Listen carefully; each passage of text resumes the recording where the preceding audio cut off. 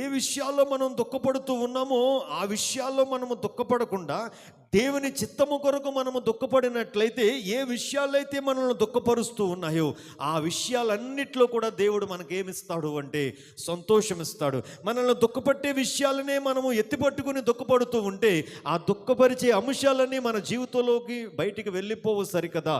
ఆ దుఃఖం మనల్ని ఏం చేస్తుంది అంటే నాశనములోనికి, మరణములోనికి అది మనల్ని ఏం చేస్తుంది అని భక్తుడు అయిన పౌలు చెప్తూ ఉన్నాడంటే, చూడండి, ఒక తాళపు చెవి దేవుడు ఇస్తూ ఉన్నాడు. ఇది నాన్న మనం దేని కొరకు కన్నీరు కార్చాలి?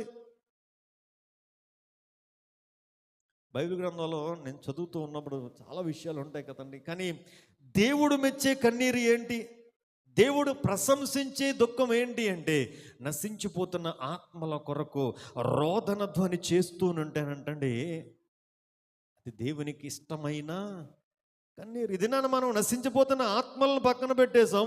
అయ్యా నన్ను ఆ దేశం తీసుకెళ్ళయ్యా, అయ్యా నాకు ఆ ఉద్యోగం ఇయ్యయ్యా, అయ్యా నాకు అతనితో వివాహం జరిగించయ్యా, అయ్యా నాకు అది కావాలయ్యా అని ప్రభు పాదాలు పట్టుకుని మనం ఏం చేస్తున్నామంటే ఈ లోక సంబంధమైన వాటి కొరకే మనం ఏం చేస్తున్నామండి, దుఃఖపడుతూ ఉన్నాం. బైబిల్ అంటుంది ఈ లోకానుసారమైన దుఃఖము మరణమును, అది మారు మనసు అనుభవంలోనికి నడిపించదు, అది బ్రతుకులను మార్చదండి. బ్రతుకులను మార్చేది, మారు మనసు అనుభవంలోనికి మనల్ని నడిపించేది ఏంటి అంటే దైవ చిత్తానుసారమైన దుఃఖం. ఆ దైవ చిత్తానుసారమైన దుఃఖము మనకు కలగాలి అంటే దేవుని వాక్యము మన హృదయములో క్రియ జరిగించాలి. అదేనా యూదా ప్రజల్లో అదే జరిగింది.